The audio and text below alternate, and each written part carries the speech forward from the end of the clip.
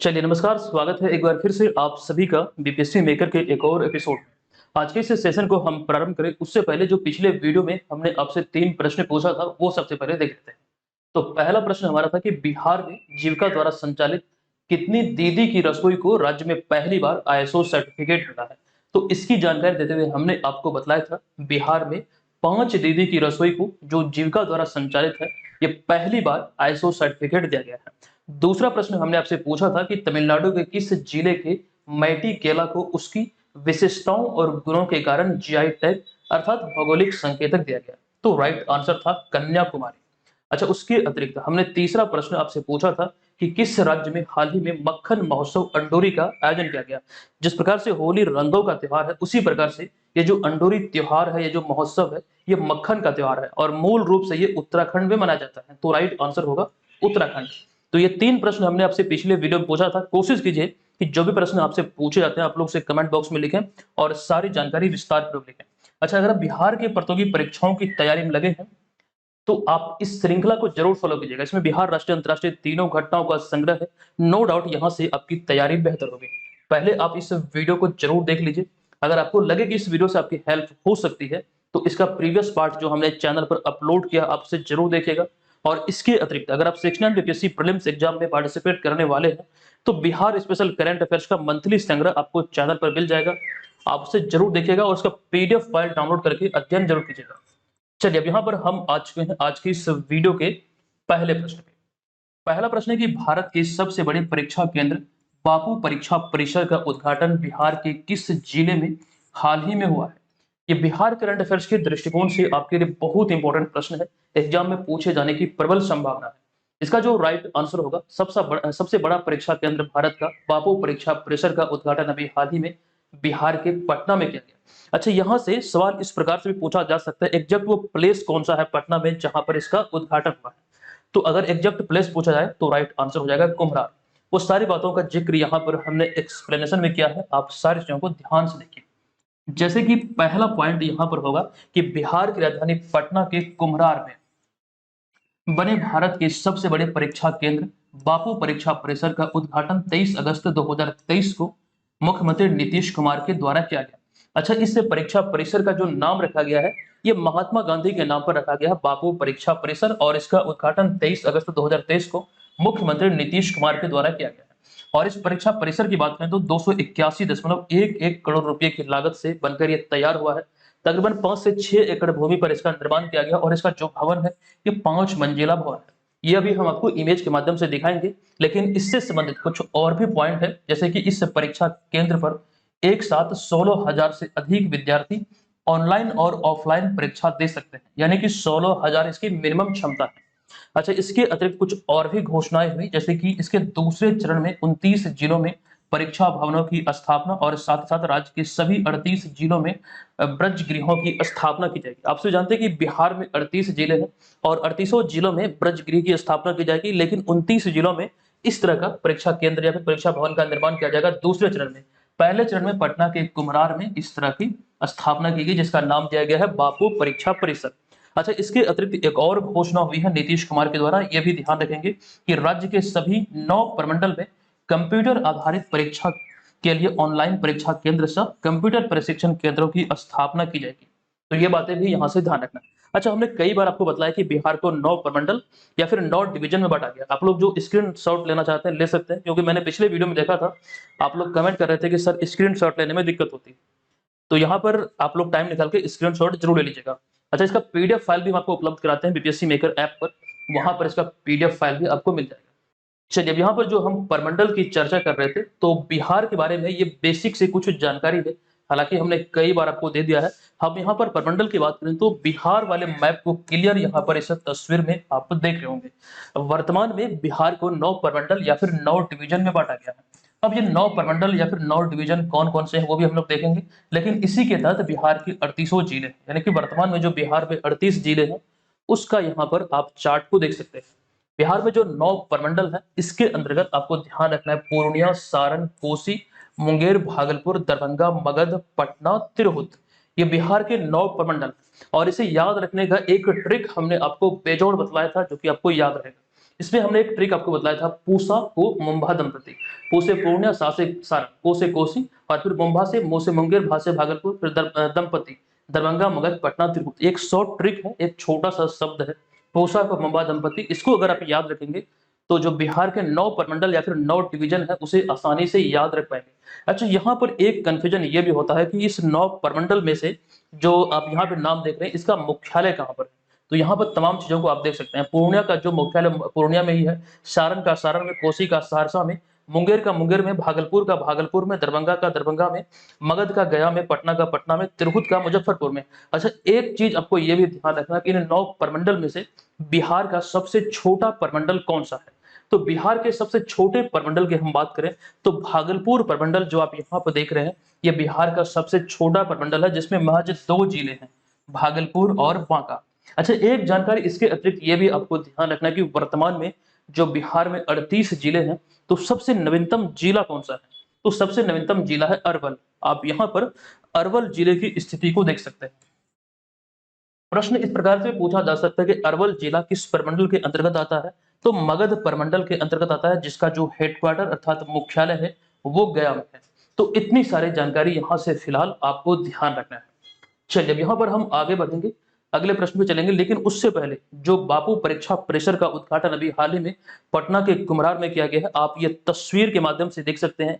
यही वो परीक्षा परिसर है 5 मंजिला, जो कि 5 से 6 एकड़ भूमि पर इसका निर्माण किया गया है। अच्छा, इसमें 2 ब्लॉक का निर्माण किया गया है और एक साथ 15 से 16,000, कम से कम इसकी जो क्षमता है वो 16,000 है। यहाँ पर विद्यार्थी एक साथ बैठकर ऑनलाइन और ऑफलाइन परीक्षा देने में सक्षम है। चलिए, अब यहाँ पर हमारा दूसरा प्रश्न है कि बताएं कि किस विश्वविद्यालय में हाल ही में मैथिली भाषा की पढ़ाई प्रारंभ हुई है। अच्छा, यहाँ पर आप कंफ्यूजन का शिकार हो सकते हैं। दरअसल इसका राइट जो आंसर होगा, मैथिली भाषा जो मूल रूप से ये बिहार के दरभंगा, मधुबनी आदि में बोला जाता है। तो इसका जो राइट आंसर होगा यहाँ पर हो जाएगा उपयुक्त में से एक से अधिक, क्योंकि इसकी पढ़ाई अभी हाल ही में कोलकाता विश्वविद्यालय और काशी हिंदू विश्वविद्यालय में शुरू हुई है। इसको लेकर जो चीजें आपको ध्यान रखना है, जैसे कि पहला पॉइंट है कि केंद्र सरकार की ओर से जारी नई शिक्षा नीति में भी प्राथमिक शिक्षा के लिए मातृभाषा को माध्यम बनाने पर जोर दिया गया है। अच्छा, आमतौर पर मैथिली भाषा जो बोली जाती है, आपको ध्यान रखना है, दरभंगा और मधुबनी के लोग बोलते हैं, लेकिन इस भाषा की पढ़ाई में बिहार का ये दोनों जिला पीछे रह गया, या फिर कह सकते हैं बिहार इसमें पीछे रह गया। दरअसल आपको ये ध्यान रखना है, काशी हिंदू विश्वविद्यालय और कलकत्ता विश्वविद्यालय में मैथिली भाषा की पढ़ाई हाल ही में प्रारंभ हुई, इस वजह से ये अभी खबरों में आया। अच्छा, यहाँ पर मैथिली भाषा की बात हुई तो दरभंगा एयरपोर्ट से रिलेटेड एक जानकारी हमने आपको 2022 में, आई थिंक मई 2022 में हमने आपको दिया था।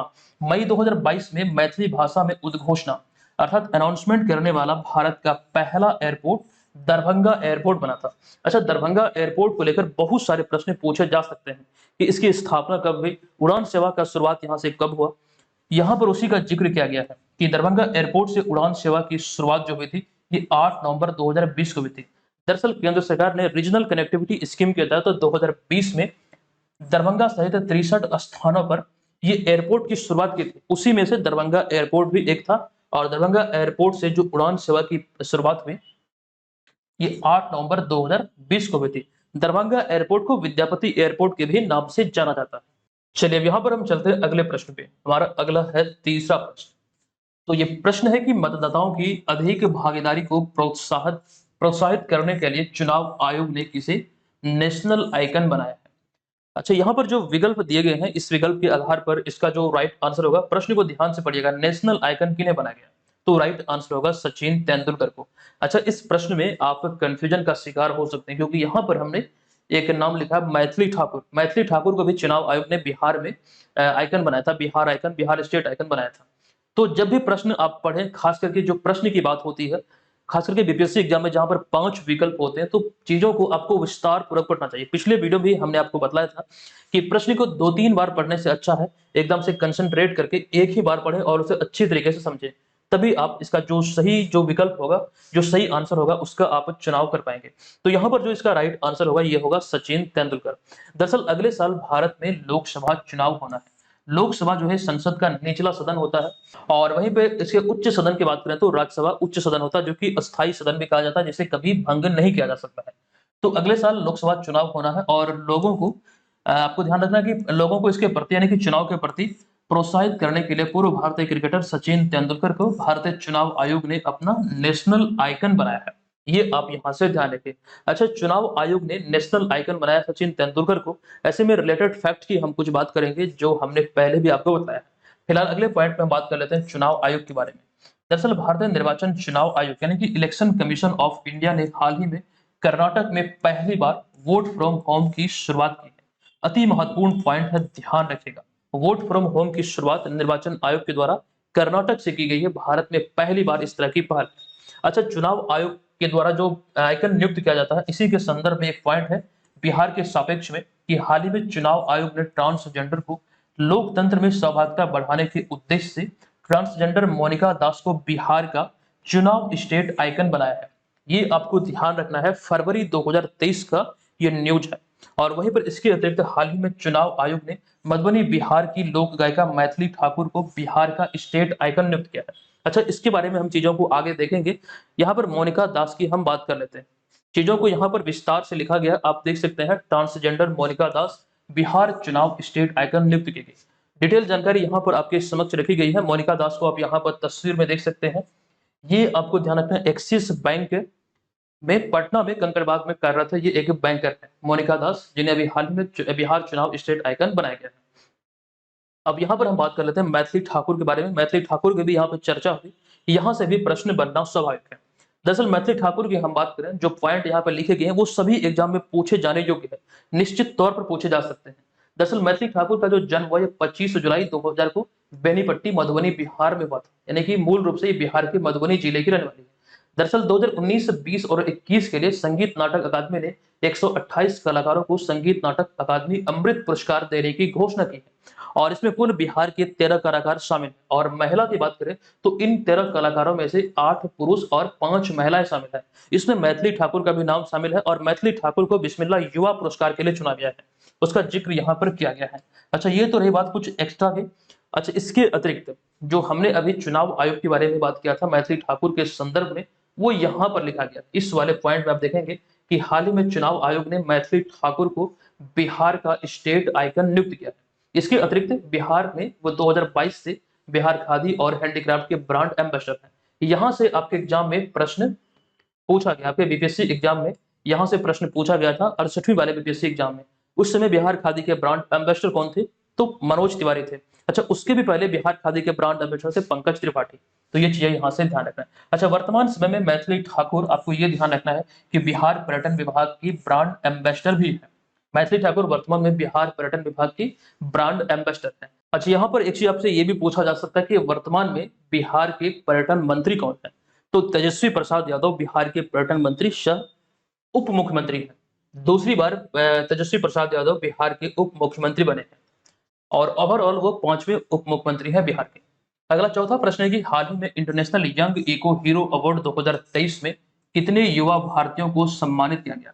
अच्छा, यहाँ पर ओवरऑल पूरे विश्व की बात करें तो इस पुरस्कार समारोह में कुल मिला के पूरे विश्व से 17 युवा को सम्मानित किया गया। और भारत के संदर्भ में बात करें तो भारत के 5 युवाओं को सम्मानित किया गया। तो जो राइट आंसर है वो है विकल्प नंबर ए, यानी कि 5। अच्छा, संबंधित तथ्यों की बात करें जहां से एग्जाम में प्रश्न बन सकते हैं, तो संयुक्त राज्य अमेरिका में एक्शन फॉर नेचर संस्था की ओर से international young eco hero award 2023 समारोह का आयोजन किया गया और इसमें विश्व के 17 प्रतिभागियों समेत भारत के 5 युवा प्रतिभागी को विजेता घोषित किया गया। अच्छा, इसमें भारत के जो 5 कह सकते प्रतिभागी को विजेता घोषित किया गया, इसमें कौन कौन है, इनका नाम क्या है? तो इनमें मेरठ के इहा दीक्षित, बेंगलुरु के मान्य हर्ष, नई दिल्ली से निर्वाण शोमानी और मन्नत कौर, साथ साथ कर्णव रस्तोगी। ये 5 युवा प्रतिभागी बिहार से संबंधित, बिहार नहीं बल्कि भारत के हैं, जिन्हें अभी हाल ही में एक्शन फॉर नेचर संस्था की ओर से international young eco hero award 2023 से सम्मानित किया गया। तो ये तो रही बात यहाँ पर इससे संबंधित युवा प्रतिभागियों से संबंधित। दरअसल भारत सरकार द्वारा प्रत्येक वर्ष राष्ट्रीय बाल पुरस्कार की कह सकते हैं घोषणा की जाती है। तो ऐसे में यहाँ से आपके बीपीएससी एग्जाम में प्रश्न बने हैं। 68वीं वाले एग्जाम में यहाँ से प्रश्न आपके एग्जाम में बना था और ये जानकारी हमने आपको विस्तार पूर्वक आपको दिया था। आप लोगों को इसका प्रूफ भी हमने आपको दिया था। आप लोग 68वें वाला प्रश्न पत्र देखिएगा, राष्ट्रीय बाल पुरस्कार से संबंधित आपके एग्जाम में प्रश्न पूछे गए हैं, उसका जिक्र यहाँ पर हमने किया है। सबसे पहले 2023 वाला जो नवीनतम संस्करण है उसकी बात यहाँ पर कर लेते हैं। तो द्रौपदी मुर्मू 23 जनवरी 2023 को एक पुरस्कार समारोह में, द्रौपदी मुर्मू भारत की 15वीं राष्ट्रपति है और महिला राष्ट्रपति के दृष्टिकोण से देखें तो दूसरी महिला राष्ट्रपति है प्रतिभा देवी सिंह पाटिल के बाद। तो यहाँ पर लिखा गया कि 23 जनवरी 2023 को एक पुरस्कार समारोह में 11 असाधारण बच्चों को प्रधानमंत्री राष्ट्रीय बाल पुरस्कार 2023 से सम्मानित किया गया। बिहार के संदर्भ में ये जानकारी हमने आपको दिया था 2023 के बारे में कि बिहार से कोई भी बालक या फिर बालिका को इस पुरस्कार से या फिर किसी बच्चे को बिहार से सम्मानित नहीं किया गया है। 2023 वाले की यहाँ पर बात हो रही है। लेकिन 2022 वाला संस्करण की बात करें तो प्रधानमंत्री राष्ट्रीय बाल पुरस्कार 2022 से बिहार के धीरज नारायण को वीरता एवं पल साक्षी को सामाजिक सेवा के लिए सम्मानित किया गया था और यहीं से आपके 68वें बीपीएससी एग्जाम में प्रश्न पूछा गया था। ध्यान रखिएगा, बहुत इंपॉर्टेंट है, यहाँ से प्रश्न पूछे जाते हैं और हमने जो प्रश्न आपको बतलाया था और हूबहू वही प्रश्न एग्जाम में आए थे। तकरीबन 2 प्रश्न ऐसे थे जो कि आपको डायरेक्टली जो विकल्प यहाँ पर हमने दिए हैं हूबहू विकल्प के साथ वही प्रश्न पूछा गया था और ओवरऑल जो हमारे प्रश्न से जो मतलब करंट अफेयर्स के प्रश्न रहे, लगभग 6 प्रश्न बिहार से डायरेक्टली हमारे मतलब नोट से एग्जाम में पूछे गए थे। ये चीजें यहाँ से ध्यान रखिए। बिहार करंट अफेयर्स की हम बात कर रहे हैं, 7 में से 6 प्रश्न हमारे नोट से पूछे गए थे जो हमने आपको बताया था। तो यहाँ पर रही बात ये सारी चीजों की, ये ध्यान रखें। अब यहाँ पर हम आ चुके हैं अगले प्रश्न पे। हमारा अगला 5वां प्रश्न है कि निम्नलिखित में से कहा हाल ही में 15वां ब्रिक्स शिखर सम्मेलन 2023 का आयोजन किया गया। अच्छा, इसके बारे में आपको जानकारी हम देंगे विस्तार से, लेकिन आपको बता दूं इसका जो राइट आंसर है ये होगा जोहान्सबर्ग। अगर देश पूछा जाता तो देश होता दक्षिण अफ्रीका। एग्जैक्ट वो लोकेशन, वो प्लेस जो है वो है जोहान्सबर्ग। दक्षिण अफ्रीका के जोहान्सबर्ग में ये 15वां ब्रिक्स शिखर सम्मेलन आयोजित हुआ। ये इसका 15वां संस्करण है। अच्छा, संबंधित तथ्य जो एग्जाम में पूछे जाएंगे यहाँ से उसका जिक्र करते हैं। तो हाल ही में 15वां ब्रिक्स शिखर सम्मेलन 2023 का आयोजन दक्षिण अफ्रीका के जोहान्सबर्ग में हो रहा है। इसके आयोजन तिथि की बात करें, ये 2 दिवसीय आयोजन था, 2 नहीं बल्कि 3 दिवसीय आयोजन है। ये 22 से 22, 23 और 24, ये 3 दिवसीय आयोजन 22 से 24 अगस्त 2023 तक ये आयोजित हुआ। अच्छा, यहाँ पर अगर हम बात करें तो 2019 के बाद ये पहला ब्रिक्स सम्मेलन है। दरअसल यहाँ पर उसी का जिक्र किया गया है, 2019 या फिर कोरोना महामारी के बाद व्यक्तिगत रूप से आयोजित होने वाला ये पहला ब्रिक्स शिखर सम्मेलन है, क्योंकि महामारी के कारण इसमें बहुत ज्यादा मतलब कह सकते हैं असर पड़ा और 2019 के बाद ये पहली बार व्यक्तिगत रूप से जो ब्रिक्स जो देश हैं, ब्रिक्स देशों के जो मतलब मुख्य मतलब कह सकते हैं प्रधानमंत्री या मुख्य लोग हैं वो एक साथ मंच पर पधारे हैं। 2019 के बाद ये पहली बार हुआ है। अच्छा, यहाँ पर ब्रिक्स की जो बात हुई इसको लेकर कुछ चीजें आपको मैं जानकारी के पर्पज से देने वाला हूँ। हाल ही का ये करंट अफेयर्स है 2023 का ही है कि अफ्रीकी देश अल्जीरिया जो कि ब्रिक्स समूह में शामिल होना चाहता है और इसके लिए हाल ही में अल्जीरिया ने आवेदन भी किया है। और इसके अतिरिक्त एक जानकारी मिस्र से संबंधित है कि मिस्र हाल ही में आधिकारिक तौर पर ब्रिक्स के न्यू डेवलपमेंट बैंक का सदस्य बना है। तो ये सारी जानकारी ब्रिक्स से संबंधित है जो हाल ही में हमने आपको बताया है, ये आप यहाँ से ध्यान रख लीजिएगा। अच्छा, ब्रिक्स के बारे में भी हम लोग बात करेंगे, लेकिन उससे पहले जो विकल्प यहाँ पर दिए गए हैं श्रीनगर, जो विकल्प नंबर ए में लिखा गया है, तो श्रीनगर के बारे में ये जानकारी हमने आपको दिया था कि यहाँ पर एक ट्यूलिप गार्डन है जिसे कि वर्ल्ड बुक ऑफ रिकॉर्ड में शामिल किया गया है। और रही बात यहाँ पर बेंगलुरु की, तो बेंगलुरु के बारे में भी हमने आपको कुछ जानकारी दिया था कि पहला 3D प्रिंटेड पोस्ट ऑफिस अभी हाल ही में बेंगलुरु में खुला है। ये चीजें यहाँ से ध्यान रखिए, पिछले वीडियो में भी हमने इसकी चर्चा किया था। अच्छा, अब यहाँ पर ब्रिक्स की बात करें जहां से आपको चीजें याद रखना है इसके स्थापना को लेकर या फिर इसमें कौन कौन से देश शामिल है, कुछ चीजें हैं जो कि आप यहाँ से याद रख सकते हैं। 3 से 4 ही पॉइंट है जो कि एग्जाम में पूछे जा सकते हैं। दरअसल ब्रिक्स की बात करें तो इसका जो पूरा नाम होता है BRICS, ब्रिक्स दुनिया की उभरती राष्ट्रीय अर्थव्यवस्थाओं का एक संघ है या फिर मंच है। वर्तमान में इसमें ब्राजील, रूस, भारत, चीन और दक्षिण अफ्रीका है। और आपको ध्यान रखना है इन्हीं जो 5 देश यहाँ पर लिखे गए हैं, ब्राजील, रूस, भारत, चीन, दक्षिण अफ्रीका, तो इन्हीं देशों के अंग्रेजी के नाम के प्रथम अक्षर या फिर प्रथम अल्फाबेट जो है BRICS से मिलकर इस संस्था या फिर इस समूह का नामांकन हुआ है। अच्छा, इसकी स्थापना जो हुई थी वो वर्ष 2009 में हुई थी। हालांकि स्थापना के समय इसमें 4 ही देश थे और आपको ये ध्यान रखना है कि जिसे ब्रिक कहा जाता था, BRIC, लेकिन एक वर्ष पश्चात 2010 में दक्षिण अफ्रीका इसमें शामिल हो गया, जिसके बाद इस संस्था को ब्रिक्स कहा गया। इसमें दक्षिण अफ्रीका अर्थात साउथ अफ्रीका जुड़ा, तो इसमें एस शब्द या फिर एस जो अल्फाबेट है वो जुड़ गया और ये हो गया ब्रिक्स से ब्रिक्स। 2010 में दक्षिण अफ्रीका इसमें शामिल हुआ था। यहाँ पर आप ये ध्यान रखेंगे ब्रिक्स में जो दक्षिण अफ्रीका शामिल हुआ, दक्षिण अफ्रीका ब्रिक्स का संस्थापक देश नहीं है। संस्थापक देश जो है वो कौन कौन से है, तो ब्राजील, रूस, भारत और चाइना। अच्छा, ब्राजील और भारत की बात करें तो ऐसे में एक जानकारी आपको मैंने दिया था G20 के बारे में कि G20 की जो अध्यक्षता है वर्तमान में भारत के पास है, जो कि इंडोनेशिया से भारत को प्राप्त हुई। अब भारत के बाद जो G20 की अध्यक्षता होगी वो ब्राजील के पास जाएगी नवंबर 2023 के बाद। नवंबर 2023 तक जो G20 की अध्यक्षता है वो भारत के पास है। इंडोनेशिया के राष्ट्रपति जोको विडोडो ने भारत को इसकी कमान सौंपी थी। ये सारी चीजें आपको हमने ऑलरेडी बतला दिया है। चलिए, यहाँ पर हमारा अगला प्रश्न है कि किस राज्य सरकार ने हाल ही में मंदिर संग्रहालय बनाने की घोषणा की है? तो ऐसी घोषणा मंदिर संग्रहालय को लेकर अभी हाल ही में किया गया है उत्तर प्रदेश सरकार के द्वारा। तो विकल्प नंबर सी यहाँ पर इस प्रश्न का राइट आंसर होगा। इनसे संबंधित तथ्यों की बात करें तो भारतीय मंदिरों की स्थापत्य विरासत को दर्शाने के लिए उत्तर प्रदेश सरकार ने अयोध्या में एक मंदिर संग्रहालय बनाने की घोषणा की। उत्तर प्रदेश में जो अयोध्या जिला है यहीं पर यह मंदिर संग्रहालय बना जाएगा और इस संग्रहालय या फिर इस म्यूजियम का उद्देश्य हिंदू मंदिरों के गौरवशाली इतिहास को बताना और लोगों को उनके बारे में जागरूक करना है। इसी उद्देश्य को लेकर इसका कह सकते हैं अभी निर्माण किया जाना है, ऐसी घोषणा हुई है।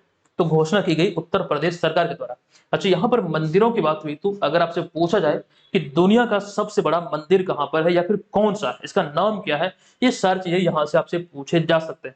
हालांकि पहले भी हमने आपको बताया है कि दुनिया का सबसे बड़ा जो मंदिर है वो भगवान विष्णु को समर्पित प्रसिद्ध अंकोर वाट मंदिर कंबोडिया में है।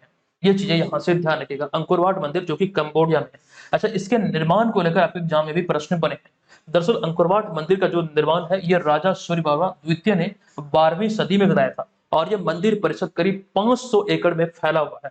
और इस लिहाज से अगर हम बात करें तो ये दुनिया का अब तक का सबसे बड़ा मंदिर परिसर है या फिर सबसे बड़ा मंदिर है। और यहाँ पर आपको ये ध्यान रखना है कि वर्ष 1992 यानी कि 1992 में यूनेस्को विश्व धरोहर स्थलों की सूची में इसे शामिल किया गया था। किसे?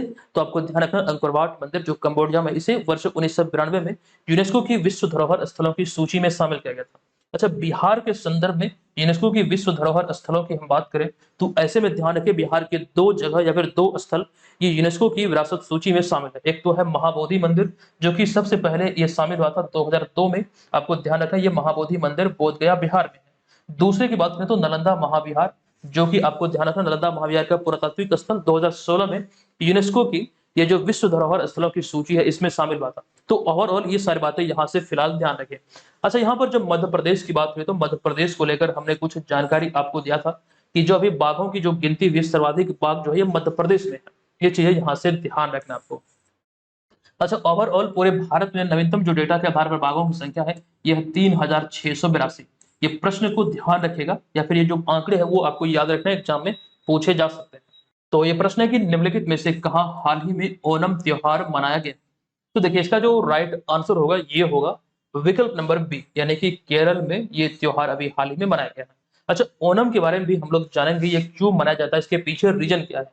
सबसे पहले यहाँ पर ये देख लेते हैं कि ओणम केरल में मनाया जाने वाला एक पारंपरिक व केरल का राजकीय त्योहार है जो कि 10 दिनों तक चलती है। अच्छा, ओणम के बारे में जो अभी हम लोग चर्चा कर रहे हैं, दरअसल ओणम के बारे में जो कहा जाता है इसके पीछे जो कहानी है आपको ये ध्यान रखना है कि वहां पर यानी कि केरल में एक राजा हुए महाबली नाम का। तो राजा महाबली ने भगवान विष्णु को अपने भक्ति से प्रसन्न किया था और इसके परिणाम स्वरूप भगवान विष्णु ने महाबली को ये वरदान दिया कि वो साल में एक बार अपना घर केरल को आएंगे और केरल के वासी इसी उपलक्ष्य में यानी कि वो समझते हैं कि जो राजा महाबली थे जो कि बहुत लोकप्रिय थे, बहुत मतलब कर सकते हैं नागरिक उन्हें चाहते थे, तो उन्हीं के सम्मान में वो समझते हैं कि राजा महाबली केरल में अपने घर एक दिन के लिए आए हैं और इसी के उपलक्ष्य में ये ओणम त्योहार मनाया जाता है। ऐसे ही स्टोरी है जो कि आप ध्यान रखें। अच्छा, यहाँ पर केरल की बात हुई तो आपको यहाँ पर जो पीजीआई रिपोर्ट आई थी शिक्षा मंत्रालय की उसको लेकर जानकारी आपको देनी बहुत इंपॉर्टेंट है, एग्जाम में पूछे जा सकते हैं। दरअसल जुलाई 2023 में शिक्षा मंत्रालय द्वारा जारी स्कूली शिक्षा सूचकांक के परफॉर्मिंग ग्रेडिंग इंडेक्स यानी कि पीजीआई इंडेक्स में 338 स्कोर के साथ नालंदा जिला ये बिहार में अव्वल रहा था और पटना 312 स्कोर के साथ 8वें स्थान पर रहा। यह तो रही बिहार के संदर्भ में बात, लेकिन केरल के बारे में अगर हम बात करें यहाँ पर इस वाले पॉइंट को देखिएगा, जबकि केरल के कोल्लम और तिरुवनंतपुरम को देश में सबसे अच्छा प्रदर्शन करने वाला जिला घोषित किया गया था। केरल का दो जिला जो कि कोल्लम और तिरुवनंतपुरम, ये राजधानी है केरल की, ये देश में सबसे अच्छा जिला घोषित किया गया था, सबसे अच्छा प्रदर्शन करने वाला। और बिहार में जो सबसे खराब स्थिति रही वो अररिया और सुपौल की रही थी। तो ये चीजें यहाँ से ध्यान आपको रखना है। अच्छा, केरल की यहाँ पर बात हो रही तो देश भर में काली मिर्च का जो सर्वाधिक जो 90% और उसके बाद रबड़ का 83 से अधिक जो 83% से अधिक का जो उत्पादन होता है, एक प्रकार से कह सकते हैं कि काली मिर्च और रबड़ का जो सर्वाधिक उत्पादन होता है वो पूरे भारत में केरल में ही होता है। ये बहुत इंपॉर्टेंट है, एग्जाम में प्रश्न बने हैं रबड़ के बारे में कि रबड़ का जो सबसे अधिक उत्पादन होता है वो केरल में होता है। और आपको ये ध्यान रखना, रबड़ जो प्राप्त होता है वो एक पेड़ से होता है। अच्छा, यहाँ पर अगला पॉइंट है, नेशनल स्टैटिस्टिकल ऑफिस की रिपोर्ट के अनुसार लगभग 96% साक्षरता दर के साथ केरल देश में सबसे साक्षर राज्य है। केरल जो राज्य है वर्तमान में सबसे साक्षर राज्य, यानी कि साक्षरता दर जो है यहाँ पर ये सबसे अधिक है केरल में। चलिए, यहाँ पर हमारा अगला प्रश्न है कि हाल ही में किस राज्य सरकार ने सीखो कमाओ योजना की शुरुआत की है। सीखो कमाओ योजना क्या है और आपको ध्यान रखें ये भी बताएंगे, लेकिन उससे पहले जो इसका राइट आंसर होगा ये होगा विकल्प नंबर ए, यानी कि मध्य प्रदेश। मध्य प्रदेश सरकार ने अभी हाल ही में, मध्य प्रदेश की जो शिवराज सिंह चौहान सरकार है उन्होंने हाल ही में सीखो कमाओ योजना की शुरुआत की और इस योजना के तहत मध्य प्रदेश सरकार युवाओं को ट्रेनिंग के साथ 8 से 10,000 रुपये प्रति माह देगी। जो भी बेरोजगार युवा है वो इसका मतलब इसमें इस योजना में भाग लेकर इस योजना के तहत जो भी चीजें सिखाई जाएगी और साथ साथ ट्रेनिंग भी दी जाएगी और इसके तहत वो एक प्रकार से साइड इनकम 8 से 10,000 कर सकते हैं। तो ये तो रही बात यहाँ पर ये सीखो कमाओ योजना से संबंधित। अच्छा, मध्य प्रदेश की बात हुई तो मध्य प्रदेश के बारे में 2-3 पॉइंट है, जैसे कि हाल ही में नागरिक उड्डयन और इस्पात मंत्री ज्योति एम सिंधिया ने मध्य प्रदेश के खजुराहो में 25 जुलाई 2023 को हेली शिखर सम्मेलन 2023 का उद्घाटन किया। अच्छा, यहाँ पर एक पॉइंट मैंने ऐड नहीं किया है, आप लोग ऐड कर लेंगे। ये जो हेली शिखर सम्मेलन आप देख रहे हैं ये इसका 5वां संस्करण है। इसका 4था संस्करण को भी लेकर हमने आपको जानकारी दिया था, लेकिन हालांकि 2023 में मध्य प्रदेश के जो खजुराहो में ये आयोजित हुआ, ये हेली शिखर सम्मेलन का 5वां संस्करण था। अच्छा, इसके अतिरिक्त जो हमने बाघों की चर्चा की, तो हाल ही में आई एक रिपोर्ट के अनुसार बाघों की जो सर्वाधिक संख्या है वो मध्य प्रदेश में है और रिपोर्ट के आधार पर मध्य प्रदेश में जो बाघों की सबसे अधिक संख्या है वो है 785। और पूरे भारत की बात करें, ये आंकड़ा आपके लिए बहुत इंपॉर्टेंट है, ध्यान रखिएगा, मैं बार बार बोल रहा हूँ। पूरे भारत में जो बाघों की संख्या है वो है 3682। अच्छा, बिहार के संदर्भ में बात करें तो बिहार के एकमात्र टाइगर रिजर्व है Valmiki Nagar tiger reserve. Valmiki Nagar tiger reserve में बाघों की संख्या अब बढ़कर हो गई 54। ये बिहार का इकलौता टाइगर रिजर्व है जो कि पहला भी टाइगर रिजर्व है। यहाँ पर जो बाघों की संख्या ये बढ़कर हो गई 54। अच्छा, वाल्मीकि नगर टाइगर रिजर्व के बारे में एक जानकारी हमने आपको दिया था कि 1 नवंबर 2022 को, कब, तो 1 नवंबर 2022 को वाल्मीकि नगर टाइगर रिजर्व से टाइगर सफारी की शुरुआत हुई है। तो इतनी सारी जानकारी यहाँ से ध्यान रखें। अच्छा, हम यहाँ पर आगे बढ़ेंगे, लेकिन विकल्पों पर जब आप नजर डालेंगे यहाँ पर हरियाणा और आंध्र प्रदेश लिखा गया है। हरियाणा और आंध्र प्रदेश के बारे में एक जानकारी हम आपको दे दें। दरअसल हमने आपको बतलाया था मनरेगा मजदूरों की दैनिक मजदूरी के बारे में। जो मनरेगा मजदूरों की दैनिक मजदूरी निर्धारित है वो सर्वाधिक है हरियाणा में और सबसे कम जो है वो है आंध्र प्रदेश में है। हालांकि बिहार के संदर्भ में हमने आपको जानकारी दिया था, बिहार में किसी मनरेगा मजदूर की जो दैनिक मजदूरी निर्धारित है वो है 221 रुपये न्यूनतम। 210 था पहले, 210 से बढ़ाकर 221 किया गया। और यहाँ पर जो हरियाणा शीर्ष पर है और आंध्र प्रदेश सबसे लास्ट में है, इसको लेकर भी चीजें हमने बताया। फिलहाल इसे स्किप करते हैं, चलते हैं अगले प्रश्न पे। तो ये प्रश्न है कि निम्नलिखित में से कौन सा भारतीय एयरपोर्ट डीजी यात्रा सुविधा शुरू करने वाला पूर्वोत्तर का पहला हवाई अड्डा बन गया है। तो देखिए, इसका जो राइट आंसर होगा ये होगा गुवाहाटी एयरपोर्ट। दरअसल जो भी चीजें पहली बार होती है, जैसे ये पूर्वोत्तर का पहला हवाई अड्डा या फिर पहला एयरपोर्ट बना है डीजी यात्रा सुविधा शुरू करने वाला, तो जो पहली बार होता है वो आपके एग्जाम में पूछे जाते हैं, प्रबल संभावना होती है। यहाँ पर इसके बारे में बात करें तो गोपीनाथ बोरदोलोई अंतरराष्ट्रीय हवाई अड्डा, जिसे कि गुवाहाटी इंटरनेशनल एयरपोर्ट के नाम से भी जाना जाता है, तो हाल ही में यहाँ पर डीजी यात्रा सुविधा शुरू हुई है। अब ये डीजी यात्रा सुविधा क्या है, इसके पीछे क्या उद्देश्य है, वो चीजें यहाँ पर देख सकते हैं। हालांकि उससे पहले एक पॉइंट है, यह पॉइंट यहाँ पर यह है कि ऐसा करने वाला नॉर्थ ईस्ट का यह पहला एयरपोर्ट बन गया है। अच्छा, इस पहल की बात करें या फिर डीजी यात्रा सुविधा की बात करें तो इसके बारे में लिखा गया है कि इस पहल से यात्रा के पहले ही यात्री अपनी सारी डिटेल को वैलिडेट कर सकते हैं और इससे समय बचेगा और एयरपोर्ट पर जो यात्रियों की लंबी कतार होती है वो भी अब नहीं लगेगी, यानी कि इससे एक प्रकार से छुटकारा मिलेगा। तो डीजी यात्रा की जो शुरुआत हुई है, यह पूर्वोत्तर का पहला एयरपोर्ट बना है गुवाहाटी इंटरनेशनल एयरपोर्ट, जिसे कि गोपीनाथ बोरदोलोई अंतरराष्ट्रीय हवाई अड्डा भी कहा जाता है। अच्छा, डीजी यात्रा सुविधा की जो शुरुआत हुई थी ये अभी खबरों में है, तो प्रश्न में पूछे जा सकते हैं कि सबसे पहली बार भारत में जो शुरू हुई वो कहां पर हुई थी और कब हुई थी। तो डीजी यात्रा सुविधा की शुरुआत जो हुई थी दिसंबर 2022 में 3 हवाई अड्डों से हुई थी, जिसमें कि नई दिल्ली, बेंगलुरु और वाराणसी से इसकी शुरुआत की गई थी। लेकिन हाल ही में अप्रैल 2023 के बारे में आपको जानकारी दे दूं कि विजयवाड़ा, कोलकाता और हैदराबाद में, साथ-साथ पुणे में इसकी शुरुआत हुई है। तो ये सारी चीजें यहाँ से ध्यान रखना है। अच्छा, यहाँ पर जो आप देख रहे हैं पटना एयरपोर्ट, पटना में जो एयरपोर्ट है ये जयप्रकाश नारायण के नाम से है। जयप्रकाश नारायण को आप सभी लोक नायक के नाम से जानते हैं, जबकि दिल्ली में जो एयरपोर्ट है, अंतरराष्ट्रीय एयरपोर्ट, वो इंदिरा गांधी के नाम पर है। चलिए, अब यहाँ पर हमारा अगला है 10वां प्रश्न। ये प्रश्न है कि हाल ही में नौसैनिक अभ्यास मालाबार का 27वां संस्करण कहाँ आयोजित किया गया था या फिर किया गया है? तो राइट आंसर होगा विकल्प नंबर यहाँ पर सी, यानी कि ऑस्ट्रेलिया। अच्छा, ये प्रश्न के बारे में हमने आपको जानकारी दिया था जब इसकी शुरुआत हुई। अभी तो हाल ही में इसका समापन हो गया, तो इसलिए यहाँ पर हमने प्रश्न को शामिल किया। इसके पीछे रीजन ये भी है कि जब इसकी शुरुआत हुई थी वहां पर जो हमने प्रश्न आपको बताया था, थोड़ी सी गलती हो गई थी। गलती ये हुई थी कि हमने यहाँ पर जो 27वां संस्करण लिखा है, यहाँ पर हमने आपको बता दिया था कि ये 31वां संस्करण है। तो ये 31वां संस्करण नहीं है, बल्कि ये 27वां संस्करण। तो इसे आप लोग ध्यान रखिएगा, और अगर आप लोग नोट कर चुके हैं तो आप लोग इसे सुधार कर लीजिएगा, ठीक है। इसके बारे में यहाँ पर हम लोग बात करते हैं कि मालाबार बहुपक्षीय अभ्यास का 27वां संस्करण ऑस्ट्रेलिया के सिडनी में आयोजित किया गया। 11 अगस्त को इसकी शुरुआत हुई थी और 21 अगस्त 2023 को इसका समापन हुआ है। तो ये ध्यान रखेंगे, मालाबार अभ्यास का, ये मालाबार जो बहुपक्षीय अभ्यास है, ये इसका 27वां संस्करण था। और इस युद्धाभ्यास की बात करें तो ये बंदरगाह और समुद्री, ये दोनों चरण में आयोजित किया गया। अच्छा, यहाँ पर इस युद्धाभ्यास में अगर हम बात करें मालाबार युद्धाभ्यास की, तो इसमें कौन कौन से देश शामिल है, ये भी आपके लिए इंपॉर्टेंट हो सकते हैं। दरअसल इस अभ्यास में भारत, ऑस्ट्रेलिया, जापान और अमेरिका शामिल है। अच्छा, स्थापना कब हुई थी और स्थापना के वक्त इसमें कौन कौन से देश थे? तो मालाबार युद्धाभ्यास की स्थापना या फिर कह सकते हैं शुरुआत जो हुई थी वो वर्ष 1992 में हुई थी, और उस समय भारत और अमेरिका इसमें शामिल थे।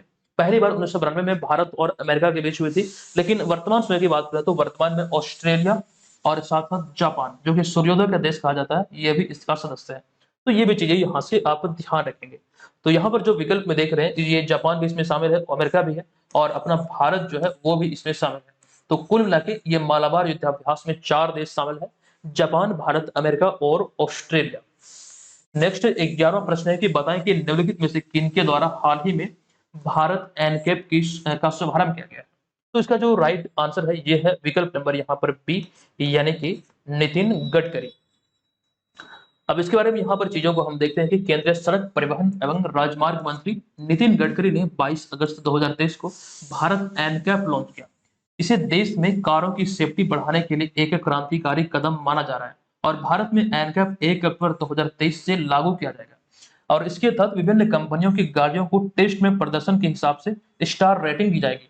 एनकैप क्या है? पहले तो ये इंटरनेशनल स्तर पर हुआ करता था। गाड़ियों को सेफ्टी रेटिंग दिया जाता है। किसी कार के बारे में आप लोग सुनते होंगे, ये कार को 5 स्टार सेफ्टी रेटिंग मिला है, किसी को 3 मिला है, किसी को 4 मिला है, तो वो एनकैप के ही माध्यम से दिया जाता था। यानी कि एक सेफ्टी रेटिंग को ये इंगित करता है। लेकिन भारत में इस तरह का कोई पहल या फिर इस तरह की कोई चीजें संचालित नहीं हो रही थी।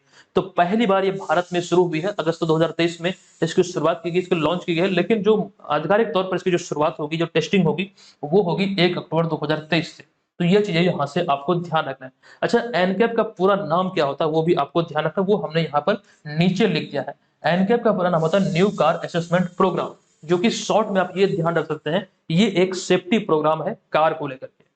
इससे क्या होता है फायदा कि जो विभिन्न कार कंपनियां भारत में होती है या फिर भारत में है, उनके बीच एक तरह से प्रतिस्पर्धा होगी बिल्ड क्वालिटी को लेकर, और उसमें जो रेटिंग मिलेगी उसके आधार पर सब कंपनियां चाहेगी कि सेफ्टी रेटिंग को बढ़ाया जाए, और इससे जो कार इंडस्ट्री है वो कह सकते हैं एक प्रकार से अच्छी होगी। जो दुर्घटना भारत में हो रही है, जो आंकड़े बतलाते हैं कि प्रत्येक वर्ष 1.5 लाख लोगों की मौत दुर्घटना में होती है, कार एक्सीडेंट में होती है, ठीक है। तकरीबन 4.5 लाख कार एक्सीडेंट होता है, उनमें से 1.5 लाख लोगों की मौत प्रत्येक वर्ष होती है। अब यहाँ पे 12वां प्रश्न है कि निम्नलिखित में से किन्हें भारतीय विशिष्ट पहचान प्राधिकरण यानी कि UIDAI का अंशकालिक चेयरमैन नियुक्त किया गया है? तो इसका जो राइट आंसर होगा ये होगा नीलकंठ मिश्रा, अर्थात विकल्प नंबर ए यहाँ पर इस प्रश्न का राइट आंसर होगा। अंशकालिक चेयरमैन के रूप में अभी हाल ही में नीलकंठ मिश्रा को नियुक्त किया गया है भारतीय विशिष्ट पहचान प्राधिकरण अर्थात UIDAI का। तो ये सारी बातें यहाँ से ध्यान रखें। अच्छा, जितने भी छात्र बीपीएससी एग्जाम की तैयारी में लगे हैं, तो ध्यान रखेंगे बीपीएससी मेकर ऐप पर आपको ये तमाम चीजें उपलब्ध कराई गई है, जिसके माध्यम से आपकी तैयारी बेहतर होगी। आप लोग इसे जरूर ज्वाइन कर लीजिए। ये एग्जाम आपका प्रस्तावित है 30 सितंबर 2023 को, ये 69वीं वाला, और यही कोर्स आपका अपग्रेड होकर 70वीं में तब्दील हो जाएगा। तो अगर अभी आप इसे परचेज करते हैं तो 17वीं बीपीएससी में भी यहाँ से आपको हेल्प मिलेगा। इसी कोर्स में आपको नया टेस्ट सीरीज मिल जाएगा। अभी तो ये 69वीं के लिए मिल रहा है, लेकिन जब ये कोर्स 70वीं में अपग्रेड होगा तो वहां पर 70वीं वाला भी आपको टेस्ट सीरीज मिल जाएगा। इस कोर्स को परचेज करते समय आपको बीपीएससी मेकर ऐप पर ये प्रोमो कोड अप्लाई करना है BM100 का, जिसके बाद आप इस तमाम मटेरियल को एक नाम मात्र की फी पर प्राप्त कर पाएंगे। इसमें बहुत सारी चीजें शामिल है। एप्लीकेशन को प्ले स्टोर से डाउनलोड कीजिए और इस कोर्स में जाके देखिए, प्लेलिस्ट में वो तमाम चीजें आपको दिखेगी जो हम आपको इसमें दे रहे हैं। ठीक है, ये चीजें यहाँ पर ध्यान रखना आपको। चलिए यहाँ पर हम चलते हैं आज की इस वीडियो के प्रश्न पे। तो हमेशा की तरह इसमें 3 प्रश्न पूछे गए हैं, तीनों का आंसर आपको कमेंट बॉक्स में लिखना है।